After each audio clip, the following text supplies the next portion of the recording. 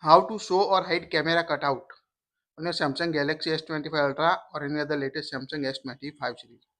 By default, set the auto on your application. So you can change it by open the app drawer on your device. Tap the settings app. Now scroll down up to display. Tap on a display. Again scroll down. Here you can find the option camera cutout option. Tap on it. Now here you can see show camera cutout. So when enable it, you can see this type of camera cutout on application. If you want to hide the camera cutout, you can see this type of screen when you open any app. You can hide the camera cutout area by covering it with a black cover. So here you can see the list of available application. Just tap the application. Here we select the Facebook. Now here you can see by default set auto. You can select show camera cutout or show hide camera cutout.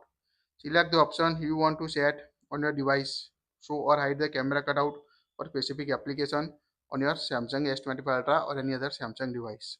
That's it. Like it, share it.